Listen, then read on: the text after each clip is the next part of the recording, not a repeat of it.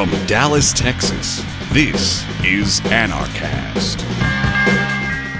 Greetings, cryptocurrencies. Welcome back to Anarchast, your home for anarchy on the internet. I will be your host, Patrick Smith.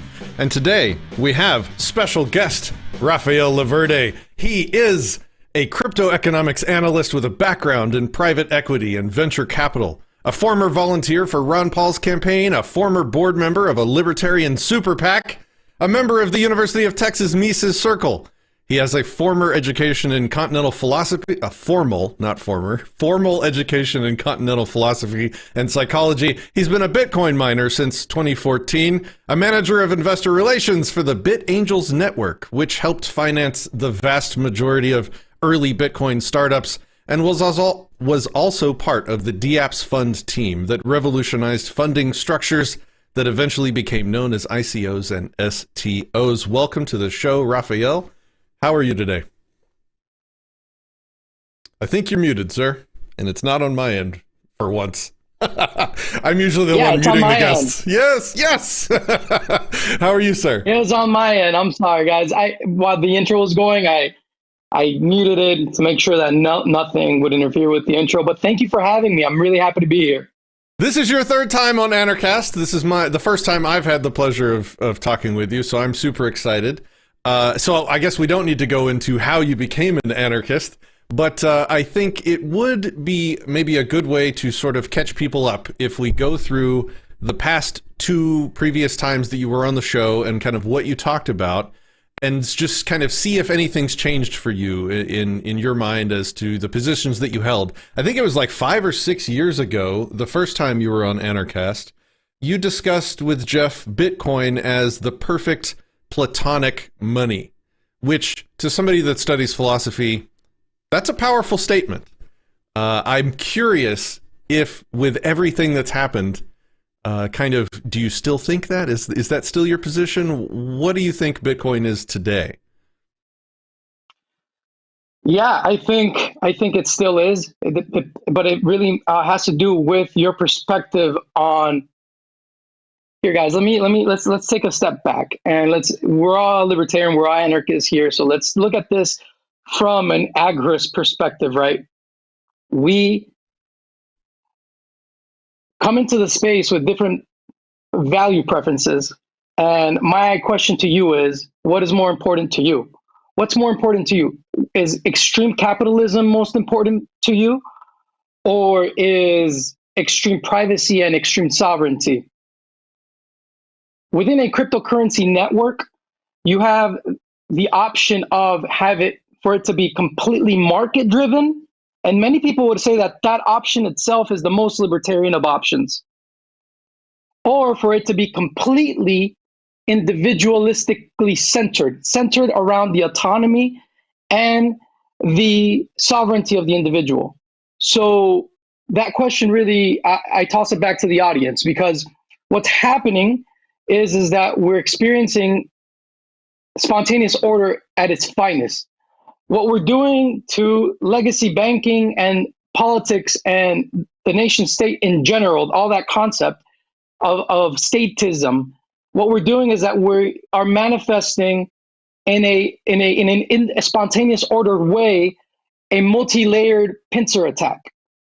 So many of us are working on projects that are focused on preserving the sanctity of the individual by championing privacy. And a great hallmark of that would be Monero, right? Another perspective would be to emphasize the market. And when you emphasize the market, you have to let the market take over. And that means that there is no central planner whatsoever, right? No one dictating who should be or who shouldn't be. And this extreme capitalist perspective takes into account that everyone in the planet has the possibility of being your client. And as an extreme capitalist, it is this perspective that is significant, where the most status of individual is a potential client of yours, a potential customer. The biggest bankster in the world is your potential customer. So Bitcoin has begun to mutate in a race towards, it has three different mutations right now. One main one, which is BTC, and the other two, which are BSV and BCH. And these mutations are trying to eat up the world and are like the payload that we're delivering within the system that exists. And what we want is for the central planners of this world to have no choice but to use cryptocurrency. So the question that I pose back to you guys is this: would you rather for the central banks and governments to be financially pressured to bow down to a cryptocurrency that it is extrinsically centrally controlled? Or would you prefer that the cryptocurrency that they inevitably will have to bow to be one that is controlled by the radical, extreme, capitalist meritocracy of Bitcoin miners? So there is no real answer to this because it comes down to individual preferences. And so part of me is all about the individual and creating that alternative system that makes the existing one obsolete. And that's why we champion Monero. And Monero is our favorite coin at the Crypto Vigilante and at the Dollar Vigilante, right? Really? Okay, I didn't know that. Oh yeah, 100%. 100% it's our favorite coin because it completely creates a new world, right? It creates a new alternative system where you are the sovereign, 100%, right? It takes you from statism to anarcho-capitalism in the heartbeat via the means of crypto anarchy. So it's a great, if we were think about it in terms of warfare, it's a great strategy, right? It's a great strategy to achieve our ends. And it's and arguably it would be the one that libertarians would be most driven towards. But there's a lot of libertarians also that would say, wait a minute, the states and the government and the central planners are not going to want to leave right away. And even Jeff Berwick and Max Egan have said during these hard times that we've had in this past year, they've told us, they've said, look, guys, the problem here is not one based on philosophy or economics. It's really a problem of the heart. It's a problem of the human spirit that has been conditioned to be a slave. That has been, and so let's say you create an alternative system with Monero, right? And the nation state becomes obsolete, and central banks become obsolete. That problem that human beings have of desiring to have power over others is still going to remain there. And there's going to be some asshole out there that's going to want to become a central planner. The issue that we've been having with cryptocurrency, which has been the biggest issue in all of cryptocurrency, has been that we've had central planners for the sake of decentralization. And Patrick, does it not sound a little odd that we have central planners for the sake of decentralization? That sounds a little funny, right? Well, let's talk about those in detail for those that don't know how it's set up currently and how it's working. You have a small team of developers that really have a level of control that other people don't have, right? And you also have a small group of prolific, or I guess resource-rich miners that control a large portion of the hash rate. Is that the kind of centralization you're talking about with Bitcoin? No. Yes and no. Because for some right, what is the end desire? What is it that moves the project? We have to be very specific in talking about what moves Monero is the FOSS ethos, the free and open source software ethos, right? The open source software ethos is a meritocracy of creativity that now has a financial incentive to better even more. Whereas in, let's say, the private sector, if you own the company and you own, intellectual property, you would have, let's say, max 10 audits, right? 10 other companies that you hire to audit your code. With open source technology like Monero, you have potentially millions of potential audits. And there's a bunch of audits happening in Monero constantly, especially right now, right? Because it's a valuable project that helps that it's a valuable project that has a financial incentive to remain as private as possible. So the end goal for is to be as private as possible. That's what Monero is that. So that's anything else is that Monero accomplishes comes forth from the fact that it is the most perfect Platonic form of money. Monero because it has Monero is definitely Monero is because it has fungibility. When I had the interview with Jeff back then, it was like 2013. Bitcoin was pseudo-anonymous. We always knew that the Bitcoin blockchain was not completely private. But since then, blockchain analytics has begun to try to track and trace the Bitcoin blockchain to the point that it's now that we consider a complete transparent coin. It's actually a dangerous coin. Be careful. They have successfully tracked and traced and analyzed the blockchain to where they can pretty easily tell who's doing what.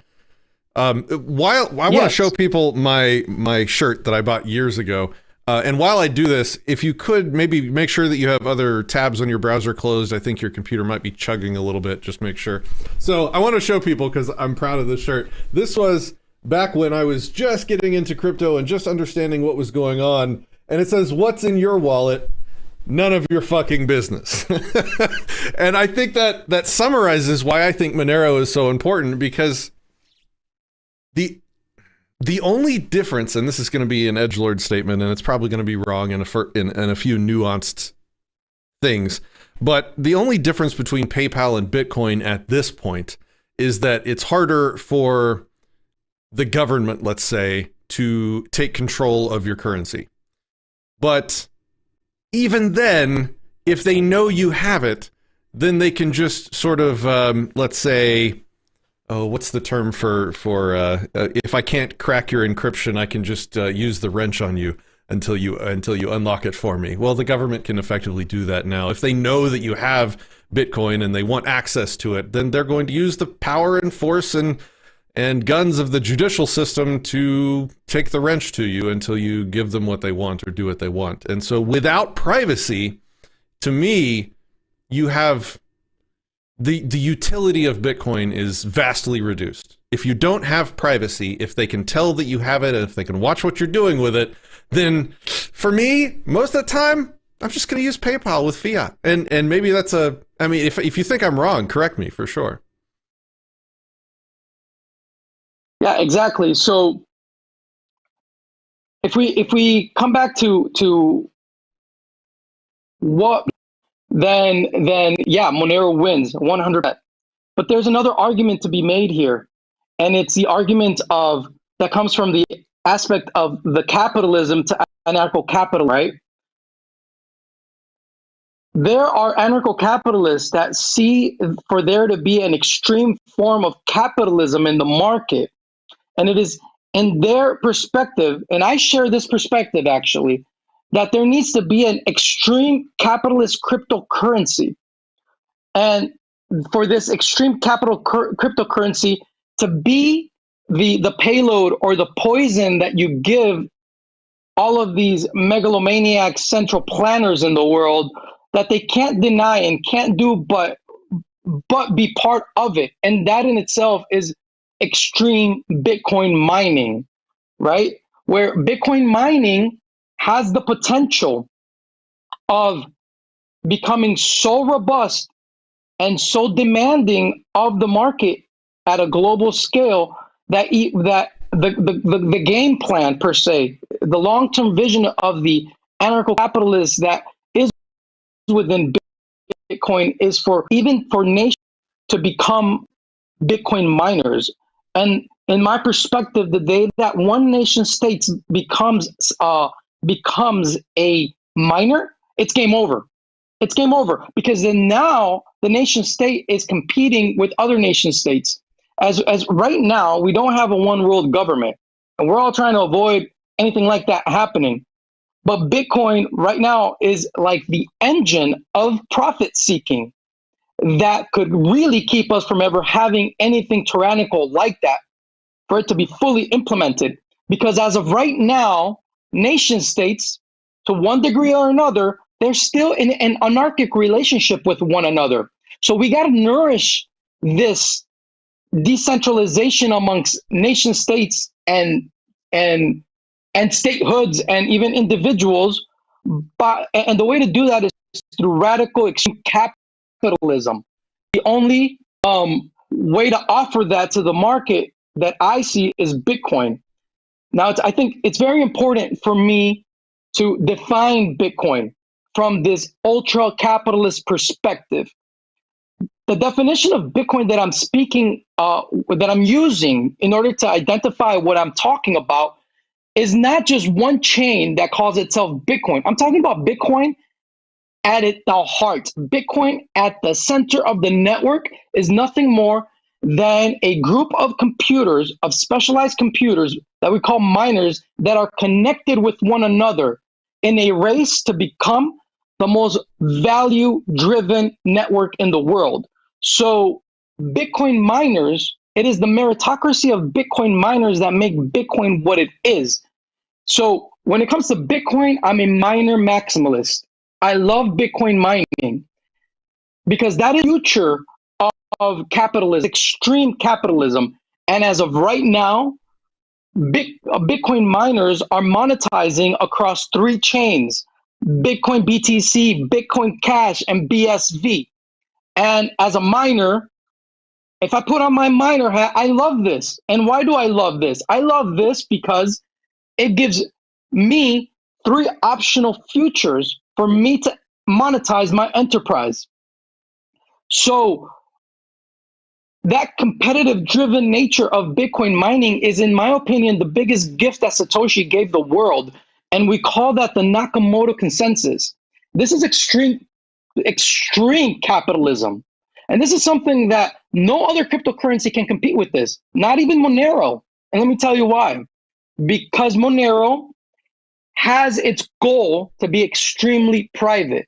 And because its goal is to be extremely private, it needs to safeguard that network so that those who contribute to the project are driven by the FOSS ethos. It is a meritocracy that comes from the free and open source software ethos, not a meritocracy that comes from a market-driven meritocracy as it is in Bitcoin, which is market-driven extreme capitalism.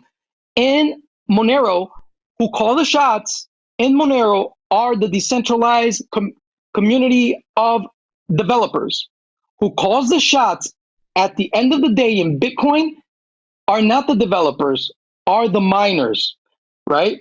We've had a civil war about this, and we've had a civil war about this in Bitcoin, and we still are having a civil war about this. See, a lot of people think that the fork happened and that a lot of people think about Bitcoin in terms of politics, and those people don't understand the Nakamoto Consensus. They don't understand the capitalist aspect of anarcho-capitalism. That's really what's happening. A lot of people are economically illiterate. So they think that when they buy a cryptocurrency or they choose a Bitcoin fork over another, they think they're voting for a presidential candidate or something. No, they're not. They're not. This is not, it has nothing to do with politics. This has to do with extreme capitalism. And miners don't, can I curse in this channel? Don't give, they don't care. Yes. Miners don't care. Miners don't care what they mine. The same miners that are mining BTC are mining BSV and are mining Bitcoin Cash. So we have 2 awesome options right now in the market, guys. We have radical individualism with extreme privacy that we can talk about it even more and take it where we've even taken it to the next level with, I mean, we can talk about this more. This is really exciting stuff. Or we can go through extreme capitalism and stick with Bitcoin, what Bitcoin is at its fundamental intrinsic level, which is a meritocracy of miners. Miners run Bitcoin. Miners control the future of the network. Miners are those whose incentive is to secure the network. Miners are so important in Bitcoin that if you're an investor of the coin and the market, something were to happen to the market, something negative, you can divest out of it, sell your coin. If you run a Bitcoin startup, whether it be on any chain, BSV, Bitcoin Cash, BTC, you can switch that to something else in fintech. But if you're a miner, a Bitcoin miner, you bought computers that are specialized only for mining the Bitcoin protocol, and that's it. And if the Bitcoin network goes down, all three of them, for some reason, like if it's just for some crazy, which is not going to happen, that's just scrap metal. Those computers are worthless. So the miner is the entity in Bitcoin designed by Satoshi to not just process transactions, but to secure the network. And the miner, unlike in the Bitcoin network as a whole, right, has the economic incentive to constantly better its capability of protecting the network. And this is something you never find in a proof of stake coin, right? A lot of these socialists come into crypto and they will use technocratic rhetoric to confuse you. And I'm being completely blunt here because this is Anarchast. They're going to use technocratic rhetoric to confuse you. Don't let them confuse you. Like what? Don't Give me an allow them example. to do that. Give me an example. Decentralization is the best example that I can give you right now. Decentralization is to me, it's nothing more than just another buzzword similar to equality or equity. And they use that buzzword to set up technocratic central planners. If you go to the Dollar Vigilante YouTube channel, I had an interview with Fluffy Pony and I challenged him on this. He's one of the main Monero contributors. And I asked him, so what is this? Are you a central planner for the sake of decentralization? Because that's a contradiction. That's an oxymoron. And he laughed. He laughed because he thought it was funny. It's obviously funny, right? Because it's true. So the problem this is the thing. So as much as we can talk about the merits of something like Monero, we also have to be very vigilant. And I love the name Vigilante that Jeff Berwick and Ed Bugos gave to the Dollar Vigilante and the Crypto Vigilante, right? You have to be vigilant. As agorists, there are no leaders here, guys. The leader in the crypto revolution is looking right back at you in the mirror, okay? That's the person that you should be holding accountable in crypto. And we have a lot of status and anti-capitalist rhetoric going on in cryptocurrency. People that tell you to just hodl are lazy people that just want other people to do the work for them. I want you guys to build. I want you guys to help out because you guys are really the leaders. Everyone watching this should think really highly of themselves. Honestly, you should really think really highly of yourself, especially if you're a libertarian. You have a lot of power. You have a lot of knowledge. So yes, Monero is an amazing project. And what protects Monero is the false ethos. But at the same time, we always have to hold their feet to the fire. Always hold their feet to the fire. With the Monero developers and the Monero network, what about it functions differently than Bitcoin? Like specifically from a technological or procedural standpoint, what is different? There is not. So for example, in Bitcoin, you have a complete unbounded, well, not in Bitcoin BTC, and maybe a little bit in Bitcoin Cash. But the best manifestation of extreme capitalism is found by our objectivist Randian brethren of BSV. And they're libertarian. They're not anarchists. And you may not like the fact that they use government, but hey, they're extreme capitalists and they're libertarian. They're part of the libertarian family spectrum, right? Randian, they would hate being called we libertarians. May not agree with them. Objectivists hate being called libertarians, but yeah. Right. But you know what I mean. I know exactly what you mean. I debate them all the time. You know what I mean. Yeah. But there's merit to what they're doing too, guys. It's not something that we could just brush off. No, yeah. Right? Okay, so I think we can't. I want to go through the past 2 years of history about what's been going on with Monero for the past 2 years. But before we do, I really think that we have to at least address the objection, the problem with Monero that was a problem 2 years ago that I don't see much evidence has been solved, and I'm hoping you can correct me where I'm wrong, and that is adoption. The ability to use it as easily as the other alternatives. Jimbo Khan asked in the comments, or he said, none of this matters if you can't use it to buy anything. So in terms of adoption, in terms of integration into all the different platforms that accept money, is it there yet? I don't see it anywhere near there yet. What do you think? Like, sorry to ask you a question and then start talking immediately, but I think one micro example is that decentralized marketplace. The name escapes me right now, but it's an online marketplace, decentralized, and they accept crypto and they do, the escrow for all the transactions that happen. I'm not talking about darknet markets. I'm talking about something that, functions on Clearnet. Open Bazaar. Thank you. They don't, I will be interested in that platform the day they integrate Monero, and it's been years. So at this point, I can either continue blaming Open Bazaar for not implementing it, or I can say, what is it about Monero that is making it more difficult or less priority for all these people to integrate with it? Okay, so I'm going to answer this question alongside with the first question that you asked me, which was, what's different with Monero? Monero, in comparison to what I said about mining in Bitcoin, Monero. Okay, in BTC, Bitcoin BTC, the mining meritocracy of Bitcoin miners there is controlled. In Bitcoin Cash, the mining meritocracy of Bitcoin miners there is not controlled as much.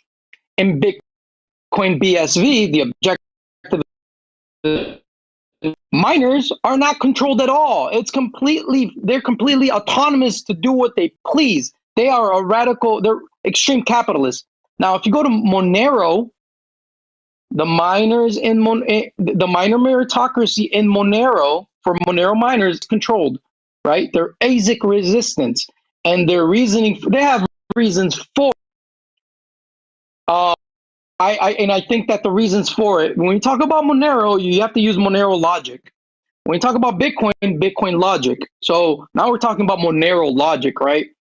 When you talk about Monero logic and the end game of Monero being perfect money, and by perfect money in the terms of with all the attributes that come with being fungible and being private by default at a protocol level, it necessitates that the community of contributors be open to pivot at a moment's notice,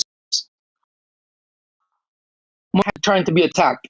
And you get all these, literally the best cryptographers and hackers in the world are protecting the Monero network constantly, and they're constantly pivoting, and it's a cat and mouse game. What's happening in Monero, it's literally a cyber war right now, guys. Like, it's freaking beautiful happening right now. Like, if you're running a Monero client, if you're running a Monero wallet, make sure that every single day you wake up and that you make sure you're running the latest update. Always, guys. Always.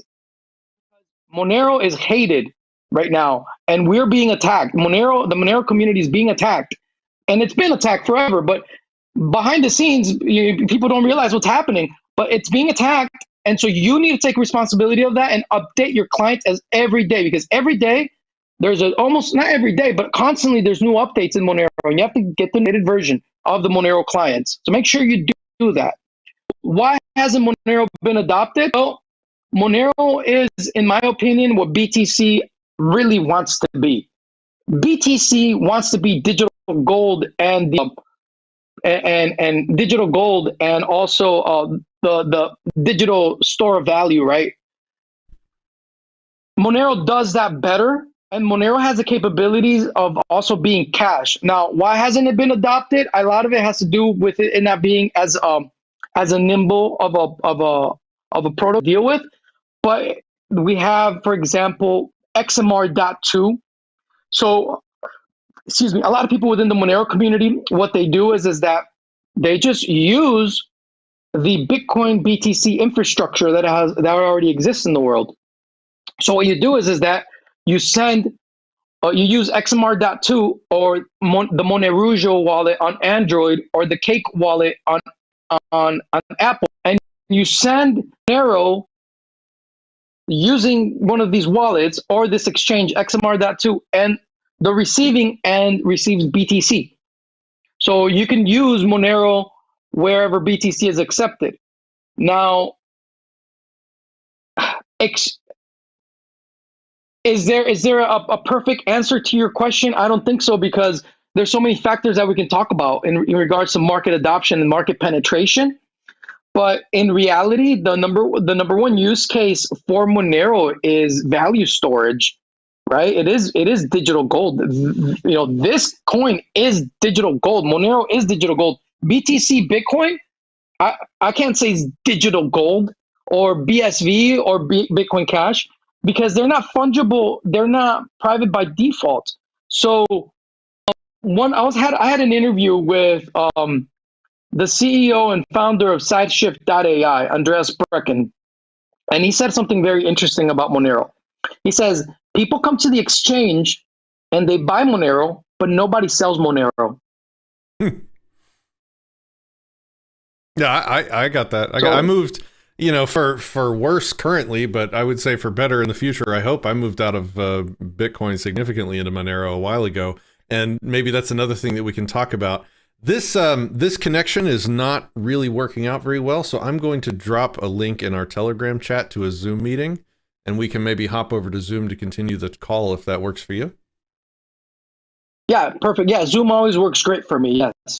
Okay, cool. I am sending you that link now, and let's go ahead and close this browser tab and join the Zoom call, and we'll pick this up where we left off.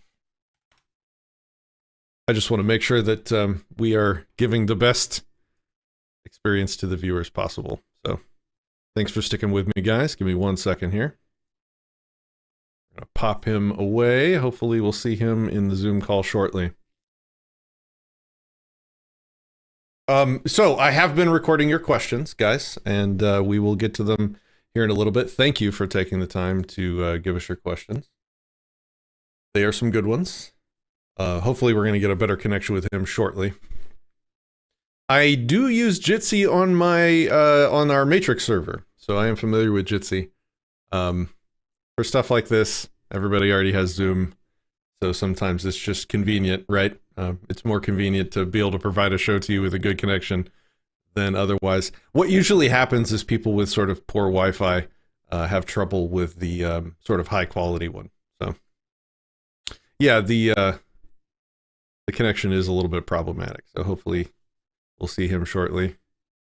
Oh, I think you rejoined on the vMix connection, sir.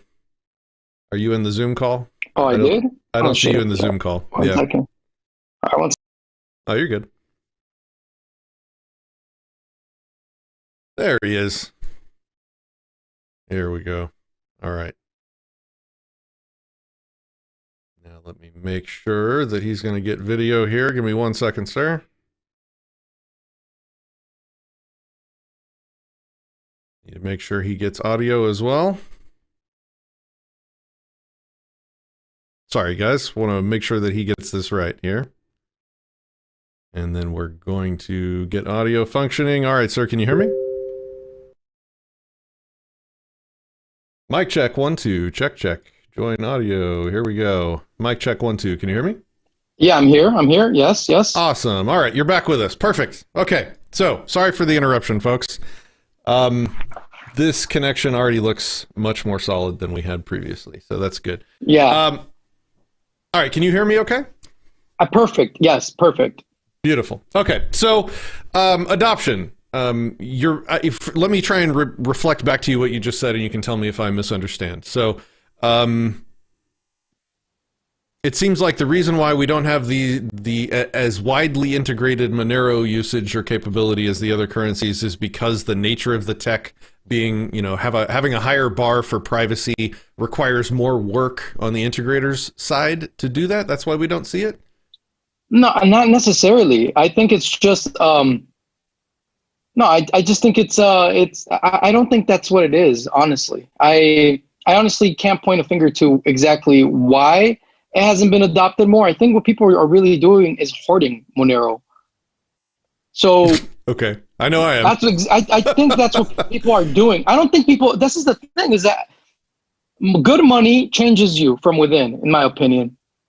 And if you have bad money, it changes the way you operate in the world. So if we had no Bitcoin option or no cryptocurrency in the world, you wouldn't think about saving in fiat at all. And you'd probably be in some forest somewhere, like off the grid. We would be like anarcho-primitive by now, I think, trading in silver coins, because now we have Bitcoin, and Bitcoin's great, but now, hello, it's a transparent coin. So that changes the way you do things as well, right? Once you know that Bitcoin is completely transparent and all of its sibling chains are completely transparent and the vast majority of cryptocurrency is transparent, then yeah, that changes everything. So look, man, I don't think you guys are wrong in your assessment. I think that the better perspective to your assessment of it not having more market adoption is the fact that you guys are just very early. That's the way I see it. You guys are very early to Monero. People think that we're late, that they're late to crypto. No, you guys are very early. And if you're a Monero adopter, you're extremely early. Guys, right now we're about to have Monero to BTC atomic swaps. Do you understand the amount of liquidity that's going to come in through Monero? Because what happens with the privacy coin, Patrick, is that with the privacy coin, with atomic swaps, you now have the ability of giving a little fungibility back to the users of BTC, right? Because you don't have to use even a decentralized exchange. It's from blockchain to blockchain. The atomic swap happens from blockchain to blockchain. So you can have BTC, and now, boom, you can just convert that to Monero in an instant through an atomic swap. That was fully funded within 3 days, that initiative. So they're working on it right now. All these masterminds are working on creating atomic swaps for us right now. And that's so amazing. Well, I'm so excited. That would be legit huge, except you're probably going to have to pay a BTC transaction fee. Like, I was just reminded of what a meme Bitcoin has become. And please disagree with me if you want.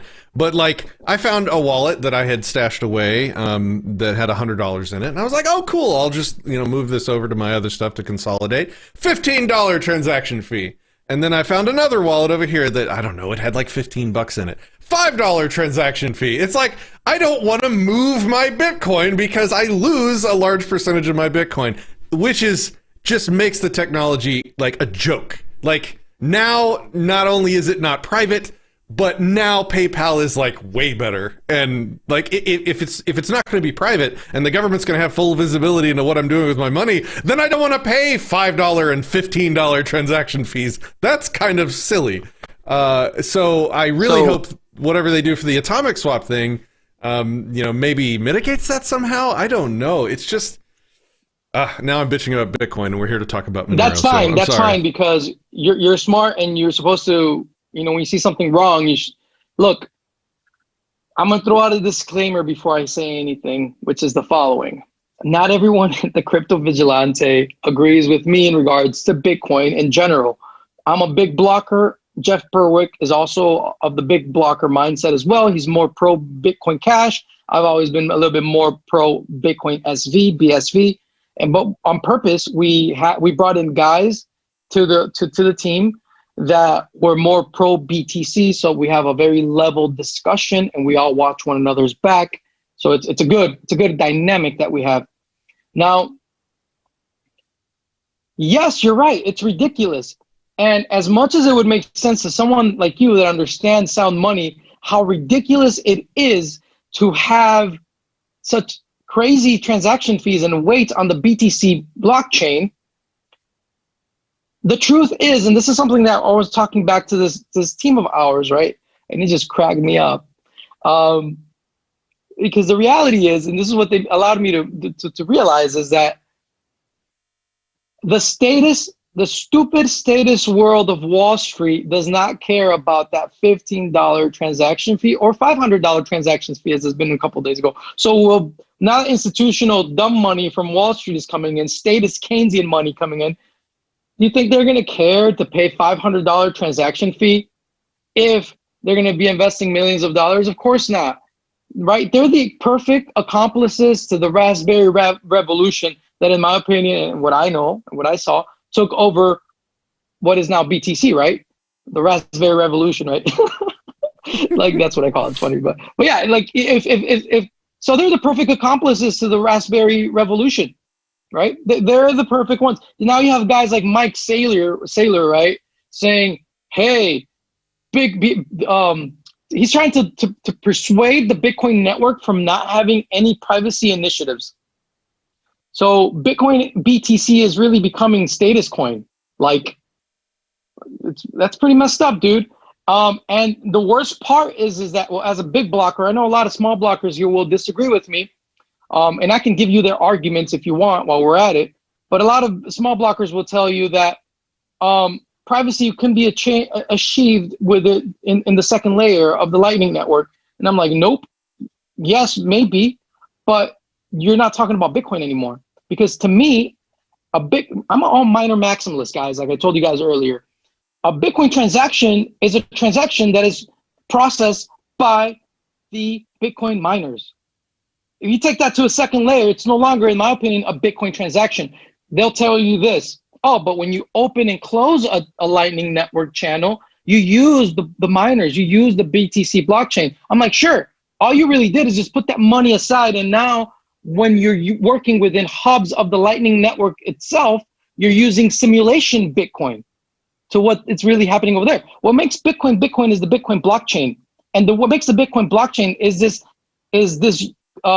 communion of computers that we call miners. So if your transaction does not extend the Bitcoin ledger, if your transaction is not processed by Bitcoin miners, then properly speaking, your transaction is not a Bitcoin transaction.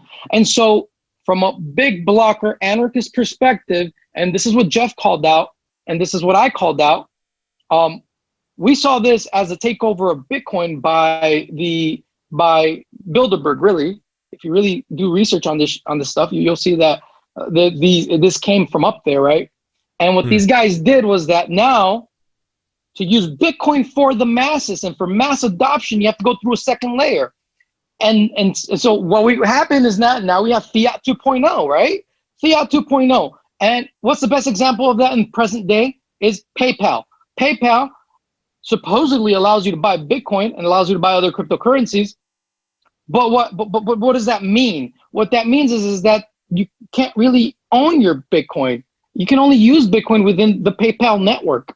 So PayPal became like a giant Lightning Network hub per se, where you can't move your money out to a wallet that you yourself control, where you yourself control the private keys. So yeah, it's very important to let everyone know that the PayPal adoption may be a good thing, but don't ever buy Bitcoin or crypto via PayPal. I want to make sure that 2.0. Look, I've been a software developer at a high level, at the C levels of companies for 25 years. I started coding 25 years ago is what I'm trying to say.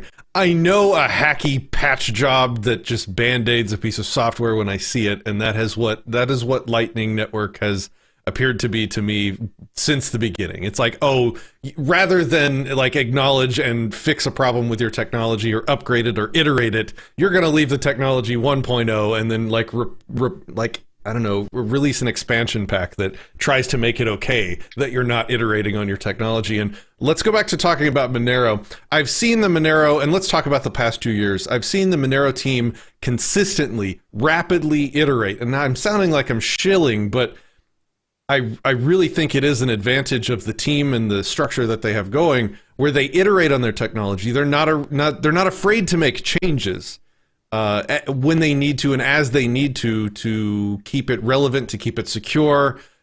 Please, if you think I'm wrong, correct me here.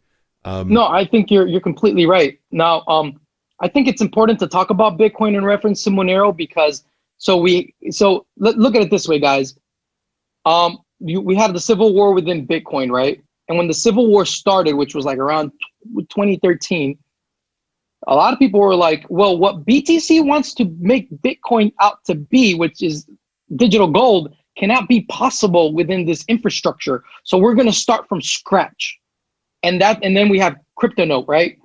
The founding white paper of what now is Monero.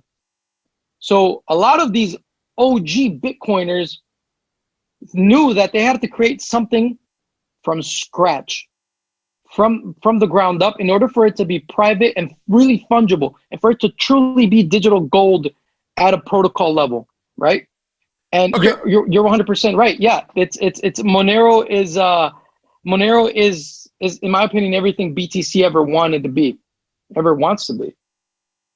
And so, just kind of rewind your memory and let's kind of go through some of the important news stories and things that have happened to Monero over the past couple of years. The main one of note, because I've not been terribly plugged into it the past couple of years, and so I'm looking forward to hearing what I missed. But the only thing I did hear about was, I think the IRS put out a bounty of some kind. It's like $600,000 to the person that can basically help them spy on Monero users, which to me was the greatest news story I had seen in 2020, I think, just because it's like a tacit admission that the technology is secure, which I loved hearing. Can you tell us maybe more about that particular story? Yeah, they pretty much did nothing more than copy paste all of the research that the Monero Research Lab had already done, which is hilarious because nothing like there's no surprise. There was no surprise whenever the government was so dumb that even when they said that they were able to trace a certain wallet, they were really trying to trace something that was not a wallet. Like it was a wallet that they thought a wallet in Monero started with the number 5. No, that actually represents like a view key or something else. So it's like it just goes to show that how unpredictable the free market is, right? So somebody responded to try and claim the 600 and failed? Is that what you're saying? I didn't know about that. What's happened since? Maybe anything? Well, what we do know is that I think CipherTrace, who was the blockchain analytics company that was trying to track Monero, I think they lost their government contract after all of this because they got completely called out by the Monero community as being completely incompetent. And so, yeah, it was hilarious. So I was just giving you an example of the incompetency that these guys are dealing with, right? And so what's happening now is that they know they can't like. It's almost like on the back end, we're noticing that the whoever it is, I'm sure it's probably some nefarious entity. They're growing desperate, and so they are half-assed trying to hurt the network through civil attacks. But they're not able to because constantly like everyone's on it. And I mean, if you understand the Monero community, if you had experience with it, if you have any questions, just go on Reddit and you'll get an answer within like 15 minutes. That's how like on top of it these guys are, right? Like the Monero community is just a bunch of volunteers throughout the world that just love this, that want their freedom and they're fighting for it. So, and the most important thing is that you have to account for the fact that we have no central planner, no authority. What we have is the free and open source software ethos, and where everyone's constantly bettering everything. It's a market-driven meritocracy that doesn't stop. So every time they try to do something in Monero or against Monero, it's like right now, if you go to the latest Monero talk, you'll see a couple of Monero researchers talking about the future quantum threats to Monero and how they're preparing for that. It's a great conversation. It just came out a couple hours ago, actually. Yeah, it's great. So if you guys are watching this, go ahead and look at Monero Talk. They talk about this. It's after the show's over. They rented a quantum computer, and they started seeing what this quantum computer is capable of. And yeah, well, there's also quantum cryptography, right? Quantum cryptography. So yeah, the Monero community is very resilient. I mean, we are in a cyber war, guys, in more ways than one in cryptocurrency. And while we're fighting on one end with extreme capitalism like Bitcoin miners are, we're also fighting on the FOSS ethos aspect of things with extreme privacy, extreme fungibility, extreme individual sovereignty, right? So these are the main two horns of the bullhorn envelopment in which we are coming at giving freedom back to the world, right? And I'm just extremely surprised every day and very hopeful to see what other strategies the free market comes up with to give people freedom. So I have a couple more questions, and then we'll get to the viewer questions. Number one, I'm familiar with how the Bitcoin software development process goes. You know, if you contribute a piece of code, who reviews it, who approves it, what the chain of authority is on approving changes and things like that with Bitcoin, BTC proper. What is that process, or are you familiar with that process for Monero? Like if I, downloaded the source code, made some changes, who would I make a pull request to, and what process would that go through to being included into Monero? It's very similar to the BTC process. Actually, what BTC was really good at, in my opinion, was being the sandbox upon which this process was developed. And the Monero community at large, for the most part, when it comes to Bitcoin, they are more small blocker in their perception. And they are more pro BTC than they are pro Bitcoin Cash or BSV. There's a lot of the Bitcoin community of contributors in general. Like the crazy thing is that when we go to a community, when like Monero, the Monero community comes together, you find people from all other cryptocurrencies. Privacy is kind of like everyone's home, and it's very beautiful because we put our differences aside, and maybe we had civil wars within Bitcoin, but when we come to Monero, we all just kind of like, oh wow, that's hello, like yes, we're brothers at a deeper level. You know what I mean? It's like it's really interesting what happens in cryptocurrency, that everyone loves Monero, that maybe people are working on their own pet projects like Bitcoin or Ethereum, but if they're really like libertarian and anarcho-capitalist, at the end of the day, their boys are going to meet up in Monero. It's kind of like the Batman layer, right, for crypto anarchy right now. So yeah, it's very similar to the way BTC functions and the false ethos within BTC. Now remember that one of the biggest reasons we had the civil war within Bitcoin was because people in BTC, people that now form BTC, gave more priority to the free and open source software ethos as the meritocracy to grow Bitcoin than more minor maximalists like myself that saw a miner-driven meritocracy as the means of scaling Bitcoin, right? So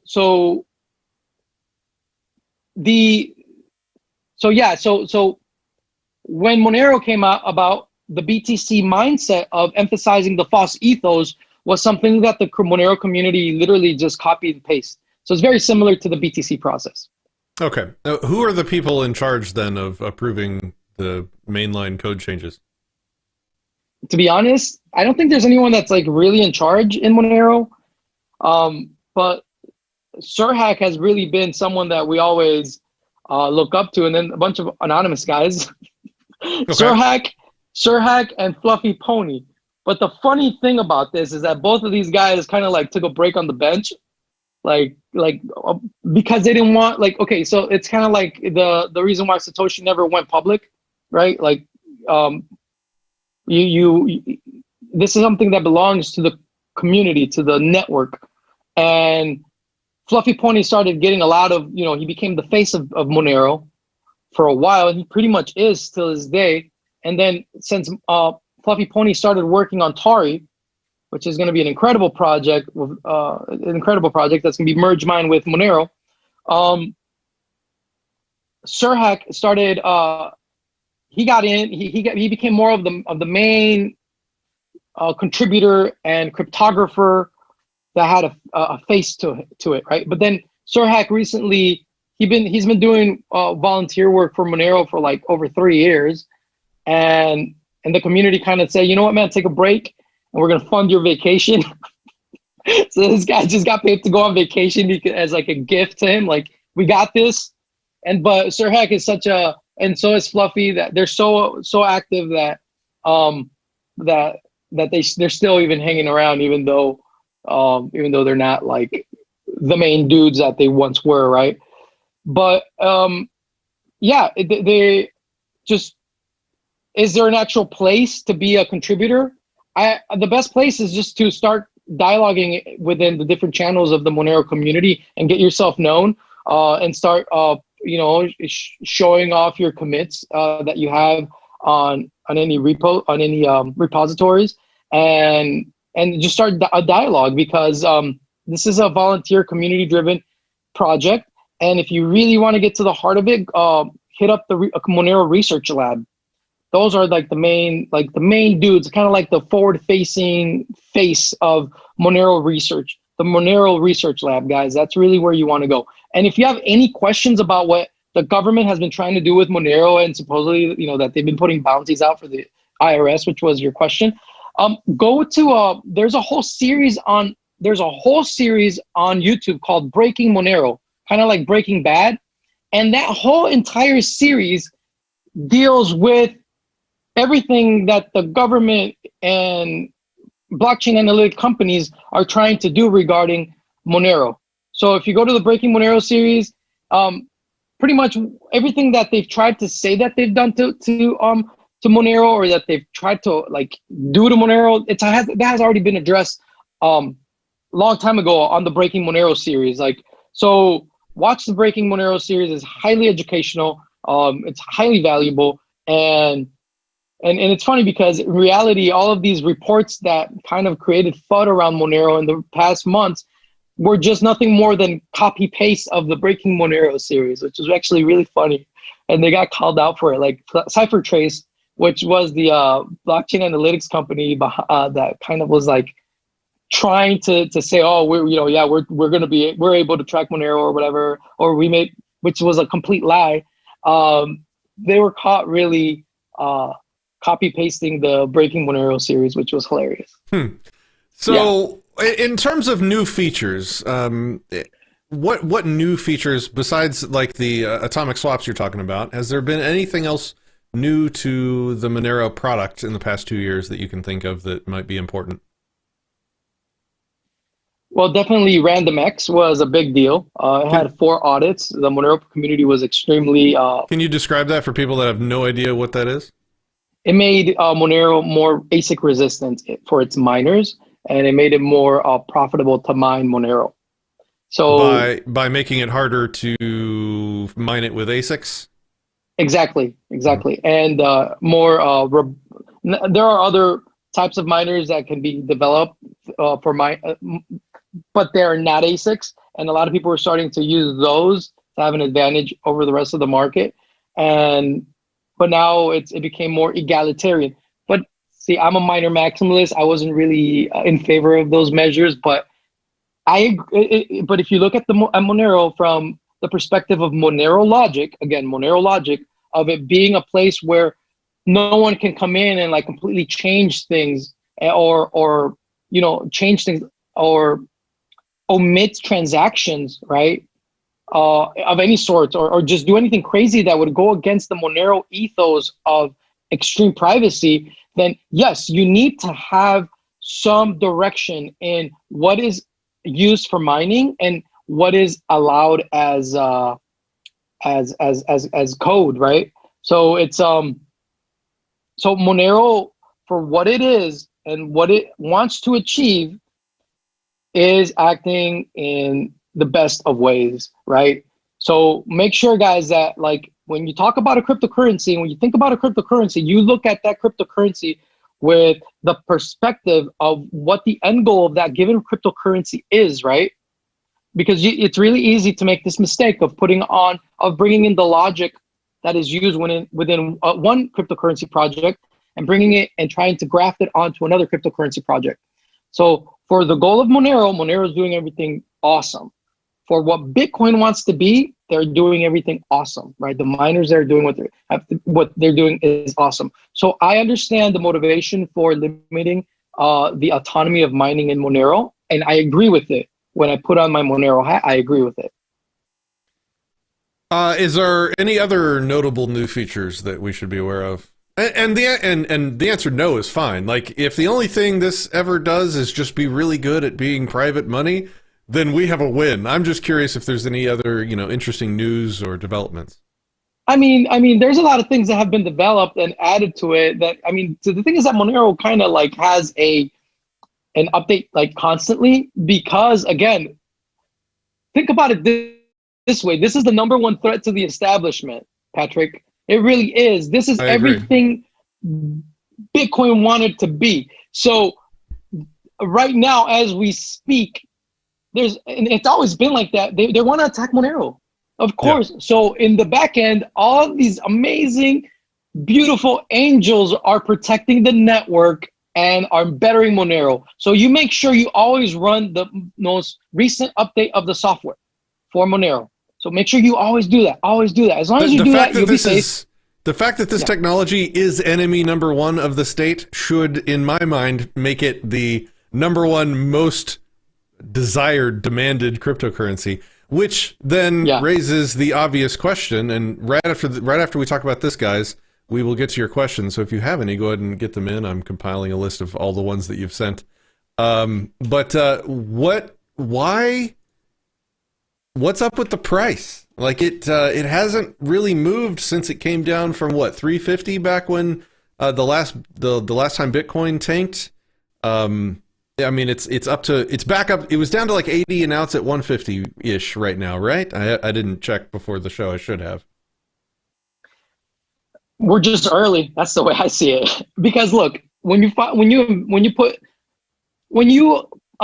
invest in something that has intrinsic value, like I really don't care. Like in my opinion, the price is kind of like a second thought when it comes to investing on something that is fundamentally sound, that is economically sound. So we're just early, guys. That's it. We're just early.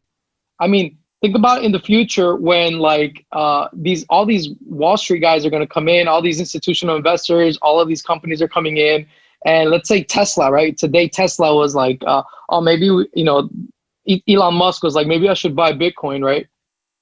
When Elon Musk tries to purchase something from one of his associates, and if he tries to do that with Bitcoin, all of his competitors are going to know how much he's paying for that product or something, and they are probably going to see. It opens yourself up to financial voyeurism. So any smart businessman would know that. Why the hell would you be opening yourself up to complete financial voyeurism, financial surveillance, not just from the state, but I'm talking about from everyone, even your business competitors? That is ridiculous. Whereas the beautiful thing about Monero is that it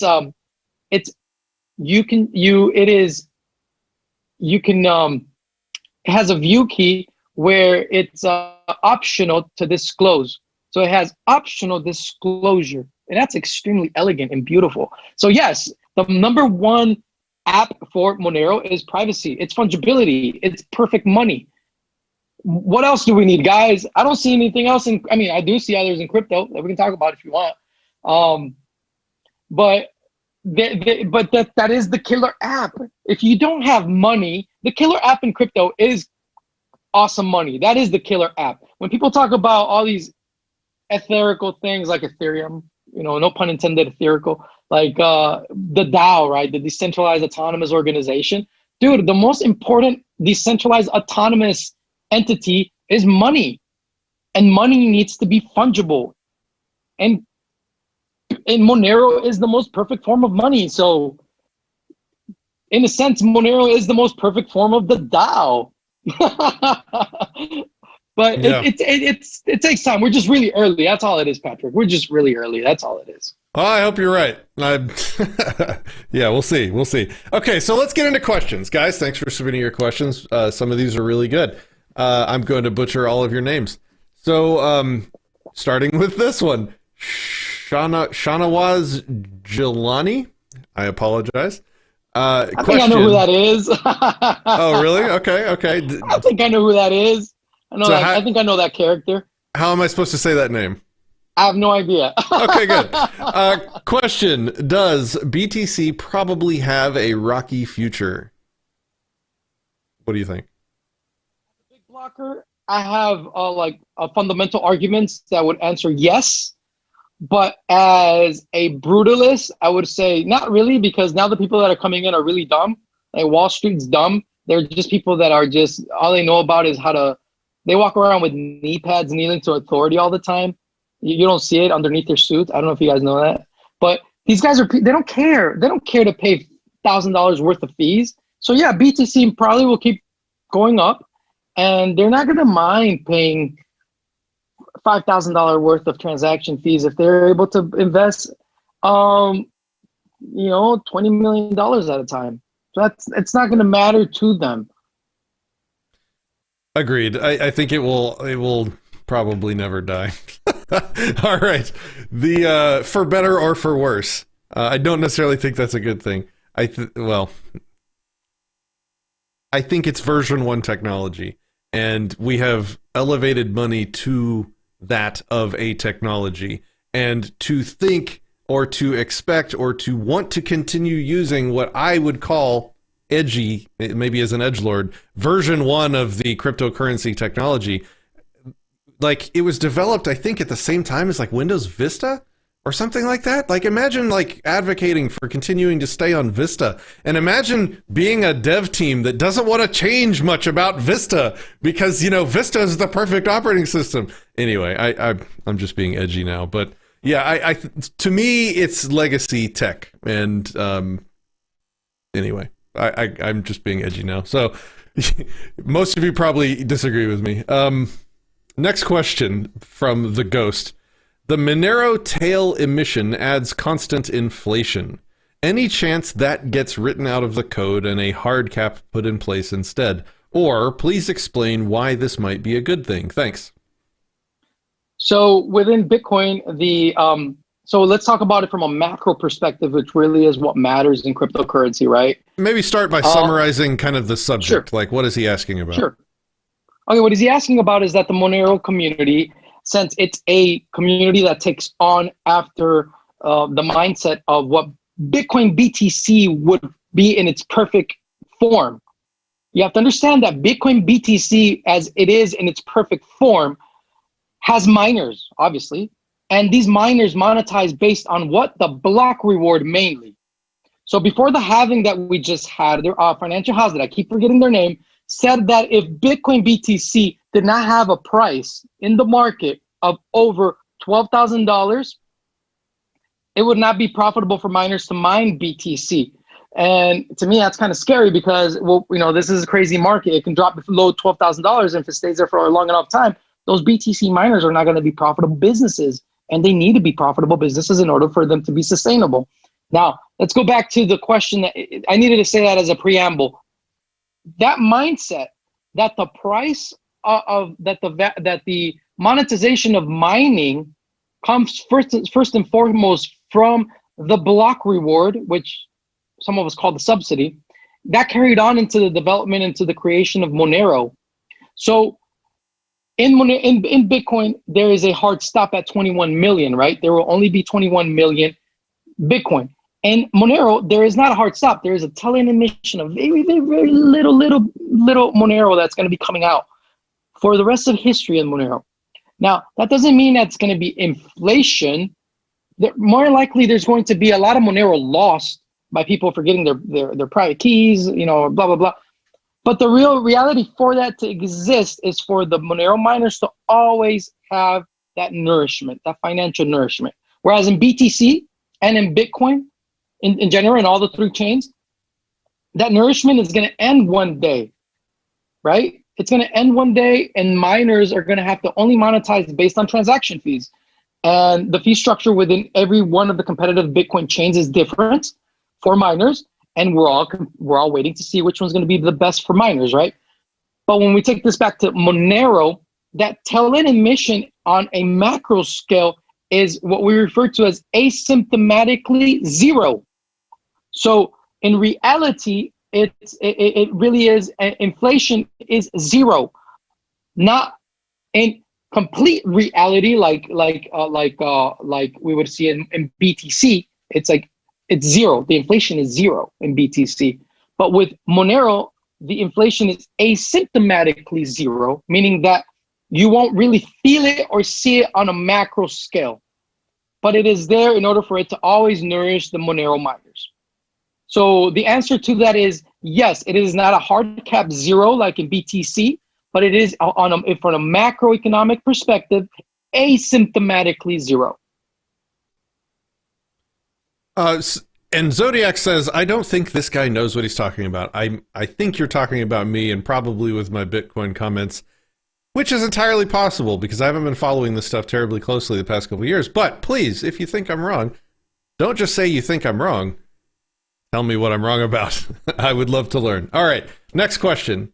Oh, did we answer the previous question? Do you think that they're going to get rid of that? And No, I don't think so, because it's designed with the purpose of nourishing the Monero miners, and on a macro level, it still affects the crypto economics asymptomatically zero, meaning there is no real effect to the inflation of Monero on a macro level. Okay. There is no real like inflation. It's just how it manifests on a macroeconomic scale. It's not going to be like the Federal Reserve printing dollars at all. It's not going to be like that. Okay. Next we have it looks like another Shanawaz Jilani. Question. There he goes again. Is BCH more fundamentally sound than Monero? Fundamentally. Like, I would start by asking, what do you mean by fundamentally? Do you mean like the fundamentals of the economics or the technology? I don't think that question has an answer, because what Bitcoin Cash is doing is phenomenal, right? Bitcoin Cash is trying to do everything that I talked about. Remember the bullhorn envelopment and the extreme capitalism on one end and extreme privacy and sovereignty on the other hand. Like, Bitcoin Cash is that version of Bitcoin that is trying to do both at the same time. And they're all anarcho-capitalist libertarians. So what Bitcoin Cash is doing is freaking amazing. And what they just did, like literally saying no to the proposal of a dev tax, and they literally kicked out the lead development implementation of Bitcoin Cash, which was Bitcoin ABC and their lead developers. That says so much about the resilience of the Bitcoin Cash community. It's phenomenal. So we can expect Bitcoin Cash to add more privacy features. Of course, it's never going to be as private as Monero unless they radically do some changes, which would be very hard. But it's definitely. So when you think about Bitcoin Cash, you have to understand Bitcoin Cash from its history. Understand that it's not an altcoin. Or BSV is also not an altcoin, properly speaking, because they also originate from the same Genesis block that BTC originated from, okay? And they all are protected by that force field of energy that protects BTC as well, which are the Bitcoin miners, right? So Bitcoin Cash, and again, these Bitcoin miners are agnostic as to what they mine. So some of them, sometimes they mine BTC, sometimes they mine BSV, sometimes they mine Bitcoin Cash. So Bitcoin Cash has a huge role to play. And Monero is just a completely different animal. Monero is the group of early Bitcoiners that said, you know what, guys, what we want to achieve is privacy by default and complete fungibility at a protocol level. So what we're going to do is start from scratch and do things right. And so they're just different. And so you can't bring Monero logic to Bitcoin Cash, and you can't bring Bitcoin Cash logic into Monero. They're different. You have to see them as they are. Okay, so we have about probably 10 more minutes. So let's say last call for questions in the chat, and then we'll cut those off. Next up, we have Addo Hillaway. My goodness. What's the service? Oh, so he's asking about the service that you mentioned for atomic swaps. What's the service called for BDC to XMR swaps? Do you know the name of that so people can find more information? It's being created right now as we speak. So the funding for it was completed. In 3 days, we raised all of the money, actually more than we needed in Monero. And right now they're building it. So if you want to know, as soon as it happens, become a crypto vigilante, dollar vigilante subscriber. But I'm pretty sure if you just go to the Monero forums, as soon as it's ready and available, they're going to let you guys know like right away. So, okay. Yeah. And so I'm kind of having a little back and forth with Zodiac here. So he's going to tell me why I'm wrong now, which I appreciate and asked for. He said that I said BTC is like phase one tech, but it's different in this case. It's already carved out its niche, so to say, and has already solved digital money, so it is unlikely to get dethroned by new tech. I don't really disagree with that statement at all. I think, I disagree that it has solved digital money because I got wallets and I can't really move my money without giving up 15% of it. Like, I don't know if that's really solved digital money when PayPal's kicking its ass. But aside from that quibble, I I do think that it's going to be a while before it gets dethroned. Okay. Yeah, especially nowadays where like the people that are coming in care nothing about sound money. I mean, these guys are just the most corrupt of individuals in the world, you know? Like they're coming in because they're desperate, because their fiat system they destroyed it with, you know, hyperinflation. And so now they're coming into crypto and they want that digital gold, right? They think it's Bitcoin, but they're going to realize that SHUM, right? SHUM, SHUM, should have used Monero. They're gonna realize the hard way. It is what it is. Okay, Andrew. I'm a Tio. Okay, whatever. Do you like big blocks and you cannot lie? I do like big blocks and I cannot lie. Shanawaz Jelani. Is there a mobile wallet for R? I think that was back when we were talking about the pirates. Oh yeah, you guys want to talk about that? That's fun. Oh man, I'm a pirate. For sure. Yeah. R, baby. R. Dude, I love R. R is great. R is like, when we talk about privacy coins, R is like the next step after Monero. Like, it's like, R is beautiful. We love R at the Crypto Vigilante. Is there a mobile wallet? Yes, there is, but you have to make sure you download go to pirate.black and they're all there. But if you really, really want to be safe and really, really want to have your R, download Pirate Ocean. Pirate Ocean is the wallet that we recommend.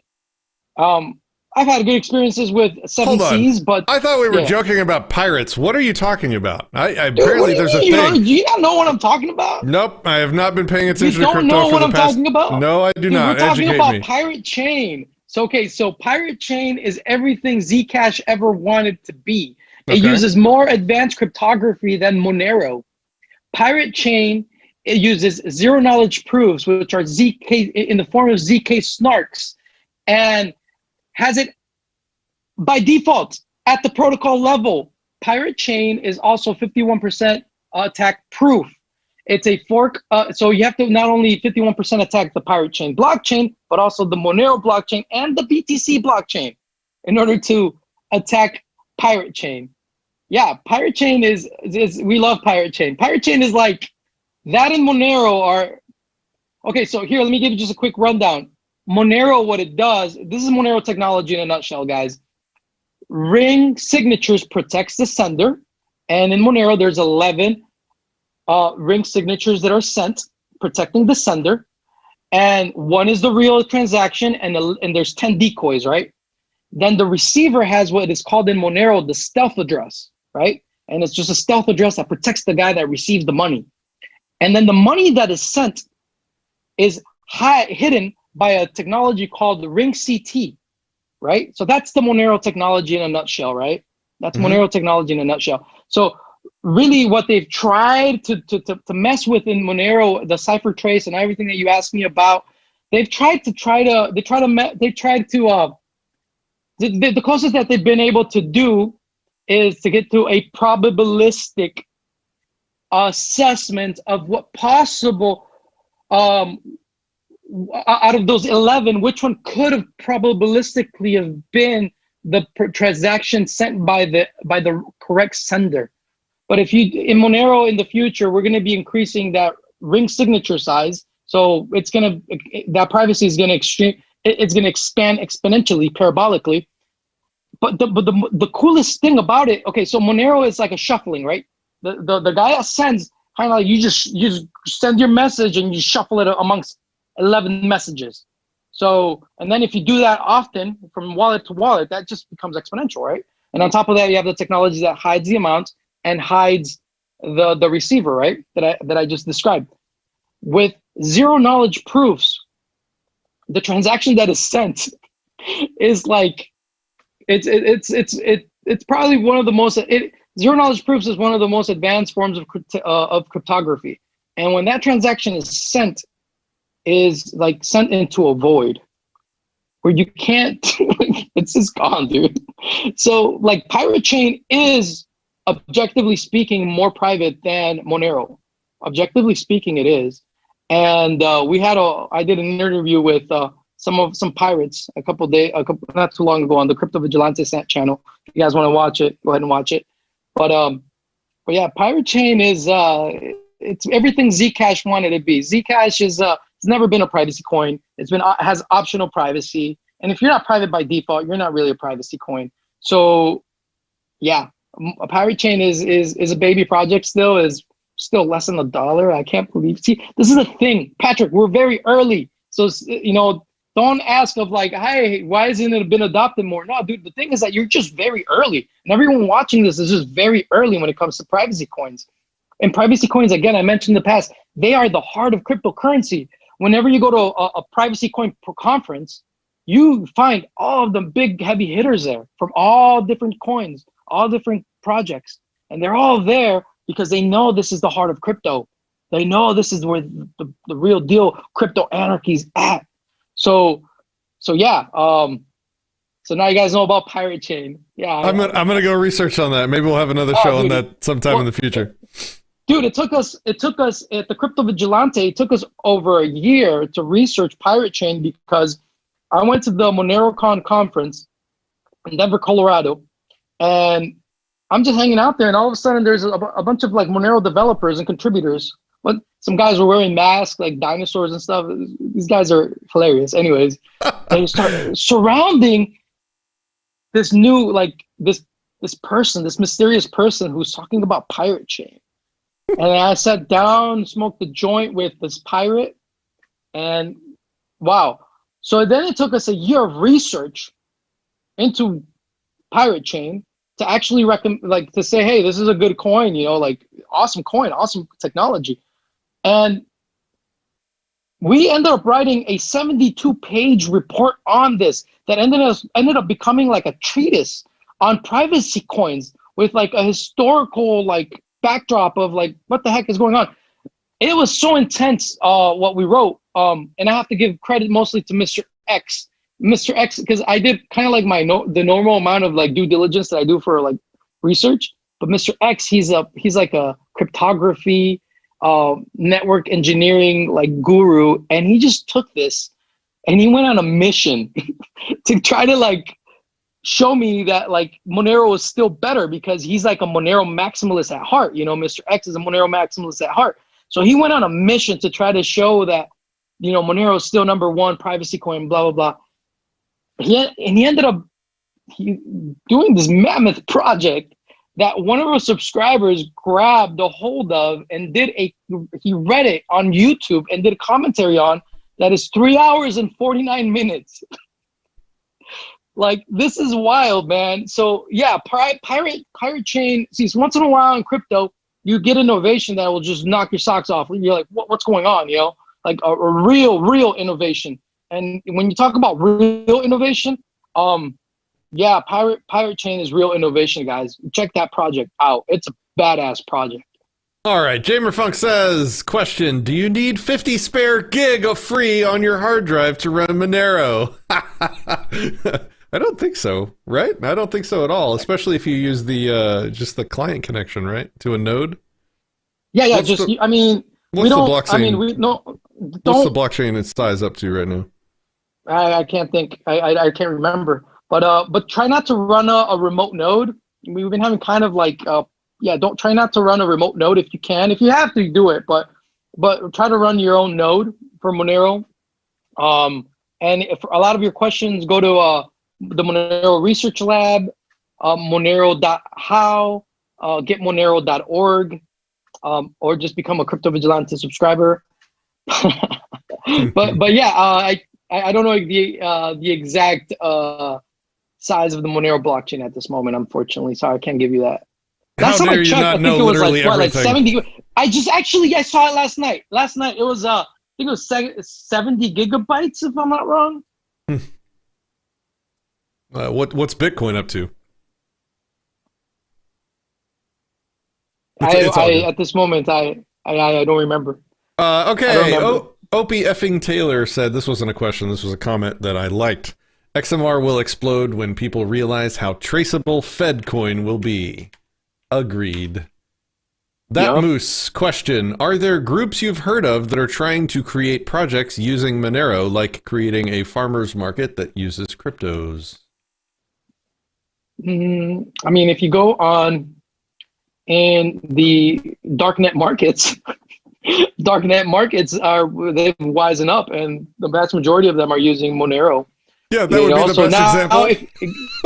Yeah, I mean, if you guys want to buy, which if we all go into communism, which it seems like we're all going to be living under communism worldwide pretty soon. Well, you guys know that like when everyone started buying toilet paper, they weren't acting irrational, right?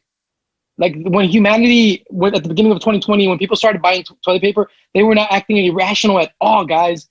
Toilet paper becomes a very high commodity under communism. Know that everyone that lives under communism, like in Venezuela, wipes their ass with their hands. You do not want that in your life. So it's so bad that like in Venezuela, if you guys look up these memes, it's hilarious, dude. Like they when a bureaucrat is awarded in Venezuela for anything, they not only give them a badge, but they give them four rolls of toilet paper. This is real. This is real. So when people in the United States started freaking out, started buying, that's a joke, right? Dude, do it right now. Like go online, show your audience, go toilet paper given to bureaucrats on as a prize or meme or whatever the keywords would be to pull that up. Actually, I may even have that here, man. Give me a second. I might even have to do this for you. Toilet paper given to what?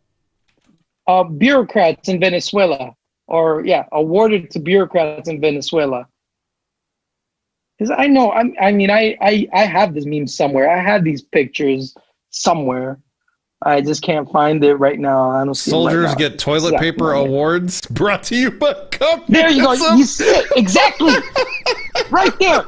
Guys, the guys that are going to want to take away your guns in the future, they are going to be awarded. When they take away your AR-15, they are going to be awarded with the ability to wipe their ass with toilet paper, okay? This is what these bureaucrats and statists are going to, this is what they live for. This is their financial incentive, guys, okay? This is what they want, all right? They want toilet paper. They're just too dumb to realize that the free market, we have toilet paper galore. But these dumbasses want toilet paper, guys. So, yeah, there she is. Bravo. I'm dying. That's AOC, guys. That's AOC right there. Look at their dead eyes. Ocasio-Cortez. Is Alexandria. Oh, God. What you're going to give everyone in the U.S. Oh, congratulations, God. You freaking bureaucrat. But since everyone watching this, I want you guys to, have good hygiene when you, in the future, when you go on a DNM, a darknet market site, and you buy your toilet paper in the free market that they call the black market, you're going to be able to purchase it with Monero or Pirate Chain. So it would be a good idea to stock up on toilet paper, stock up on, bullets, obviously, and stock up on your Pirate Chain, and R is the ticker symbol for it, ARRR, and your Monero, because capitalism comes with good hygiene. Who would have thought? Okay, all right. We have 3 questions left, and we're going to call it. Glow Bikers asks, can you put NFT on Monero so to have private digital assets like art, etc., without being public everywhere? What is NFT for the people that don't know? Non-fungible tokens, and the answer to that is yes. Guys, this is what Tari's about. Get ready. Go to Tari. Crap, I forgot. Tari, like Atari, but Tari. I forget the URL real quick. Tari.com, is it? It must be .com. It must be a .com because I know it is .com. Fluffy Pony ain't no joke, guys. Tari.com. It's gonna be merge mine with Monero, and it's gonna do just that. It's gonna be great for non-fungible tokens like tickets. What else? Collectibles. What else is for that's non-fungible? Collectibles, art, like you said, right? Like with the rare Pepes, right? I don't know if you guys know this, but there was a boom in like 2017 of the rare Pepes, and there was a Homer Pepe that sold for $40,000 that has its own, its own coin, its own non-fungible coin. So yeah, crypto is just going to keep developing in many awesome ways. So Tari is a project that we are very fond of, and we look forward to its launch, the launch of his mainnet, and it's a kind of a sister project to Monero, and yeah, Can you tell us, for those that don't know, what merge mining means? Because there's been a couple projects now that you've said is going to be merge mined with Monero. What does that mean? Well, so it's like so the same miners that mine Monero will be the same miners that, if they choose, they will be able to mine Tari transactions. So they will be able not only to monetize from the Monero network, but also from the Tari network. Like simultaneously, Yeah, simultaneously. Okay. So we used to do this in Bitcoin. So back in the day when I started mining Bitcoin, I would mine under slush pool, and Satoshi also gave us the gift of something called Namecoin, and Namecoin was going to be the Twitter on the blockchain per se. And there was actually a gold rush for Namecoin names for a time there, that even a bunch of Twitter executives bought a bunch of names. It was crazy, but so it was a merge mine coin that you could mine alongside Bitcoin. So that was kind of like the first iteration of in blockchain history of a merge mine, right? What we got from Satoshi, what we got from the original Bitcoin contributors, and that was really seen in slush pool within Bitcoin back in the day. I don't know if slush pool is still mining Namecoin. I haven't followed up on Namecoin, but what did happen later on was something called Counterparty, and Counterparty was also a coin that was launched that was also merge mined with Bitcoin. Our dear anarchist, anarcho-capitalist, Wall Street champion Patrick Byrne saw what these guys at Counterparty were doing, and he actually literally hired those guys, and he created Project Medici with them back in the day. This was 2015, and Project Medici was kind of to create a blockchain for Wall Street and for NASDAQ and all that. So I don't know if after that happened, after the CEO of Overstock.com, Patrick Byrne, fellow libertarian, Austrian economist, PhD, badass. After he did that, when he took the Counterparty crew outside of the open source world, Counterparty kind of fell off the wayside. But a lot of people kept messing with that in crypto, and then we saw the emergence of the rare Pepes, which the person with the question asked, which had to do with doing non-fungible tokens on the BTC blockchain. And then not on BTC, via Counterparty, and the whole rare Pepe meme started growing, and now we all know who Pepe is, right? Mm-hmm. And so what's happening with Tari is that Tari is going to be akin to Counterparty. What Counterparty was to Bitcoin in the early days is what Tari is going to be for Monero, properly speaking, if you want to draw analogies here. Okay. All right. Yeah. Well, why don't we leave it there? Hey, Shepard thinks in the chat. Good to see you. And Cap, thanks for helping out as always. He's my only mod at this point. I appreciate your help. Sir, thanks for hanging out with me. It's been a great show, a great interview. I've learned a lot. I'm excited about Monero, even more than I already was. Why don't you tell people where they can find you and your work? Well, we have a YouTube channel. I'm trying to be as discreet as possible with that channel, because Jeff just got his channel kicked off, which was, we were waiting for, we were expecting that to happen, but it is what it is. We live in this world, right?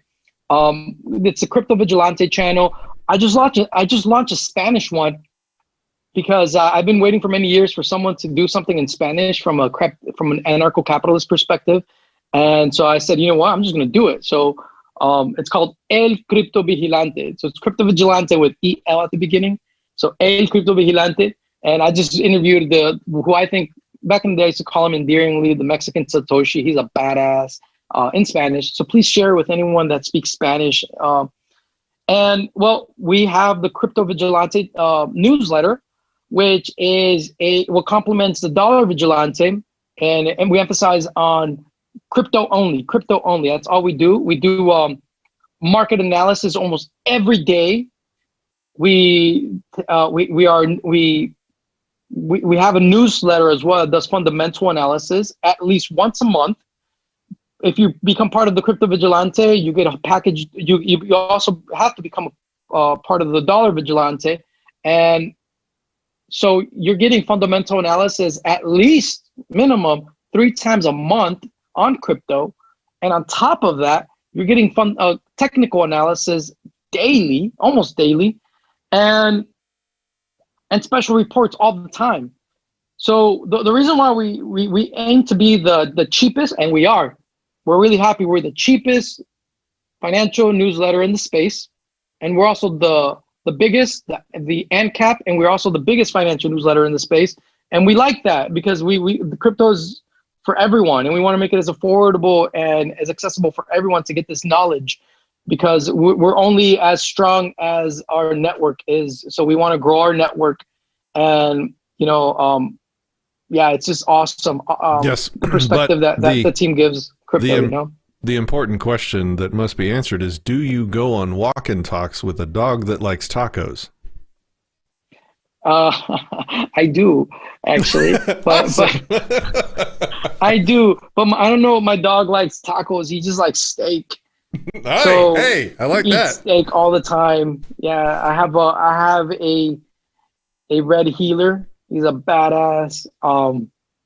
He comes out, and I have 2 other dogs, a blue healer and a Texas healer as well. So all 3, so when all this craziness started within 2020, I was like, well, if I told myself, if there's ever a time to practice a bug out, this is it. So I simulated the whole thing in my mind, and I bugged out. So the reason why we had a little technical difficulty here is because I'm in the middle of nowhere, dude. Like, I am in the middle of nowhere. I escaped the metropolis. I'm a city boy at heart, but nowadays those are concentration camps, and I don't want to be around these communist slaves. I do not want to be around them. So I'm in the middle of nowhere, and if things get worse, I'll keep like the what they call them, the old Christians of Russia, that they just kept moving further and further into Siberia. I think that's going to be me in my life, but we have the internet. So, I'm becoming something of a country boy now. I like it. I'm starting to hunt. It's fun. And yeah, so where can they find me? Cryptovigilante.io and dollarvigilante.com, guys. That's the place to go. And you have the wisdom of Jeff Berwick and Ed Bugos, who are people that are comfortable with the simple reality that human beings have the right to be free. As simple as that. We have the right to be free. That's it. Awesome, sir. Well, thank you. It was a great chat, and I hope to do it again in the future when we get some new juicy crypto news. So I appreciate you coming on the show today. You mean later on this evening? Yeah, probably. It's crazy, man. It's fast. It's crazy. It is fast and awesome. All right, sir. Yep. Thanks for coming on the show. Guys, thanks for watching. Thanks for your comments and participation. I enjoy hanging out with you guys always. Peace, love,